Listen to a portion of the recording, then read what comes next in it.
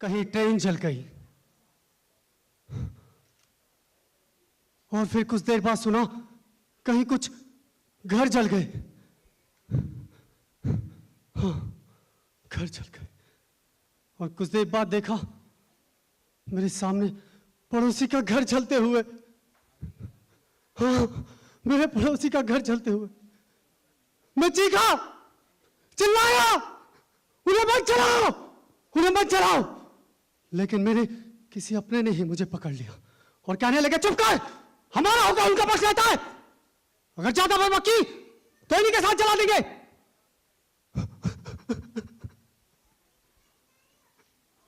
और मैं कुछ ना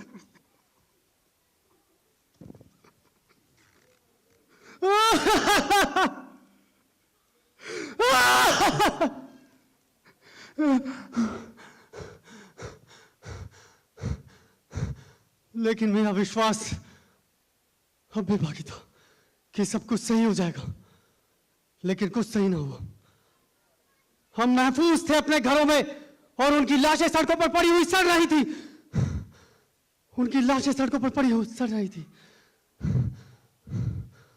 लेकिन कुछ सही नहीं हुआ। आखिर क्यों हम एक दूसरे के खून के प्यासे हो जाते हैं? क्यों क्यों हम एक दूसरे को नफरत की निगाहों से देखते हैं? क्यों क्यों क्यों कुछ समझ नहीं आ रहा था ये मौत का नंगा नाच देखकर। एक तरफ तो हमारा समाज महफूज होता है और दूसरी ही तरफ शमशान में तब्दील हो जाता है। क्यों? और ये क्या? कुछ देर बाद एक आवाज सुनाई दी, मेरी शन्नू की आवाज।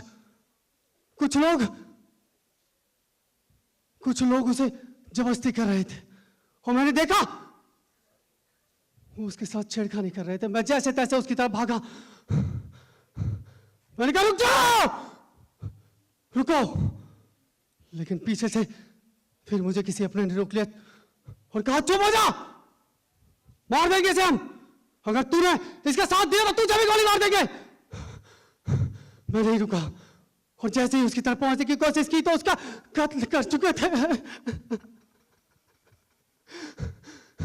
और मैं उसकी तरफ भागा और भागा उसकी तरफ।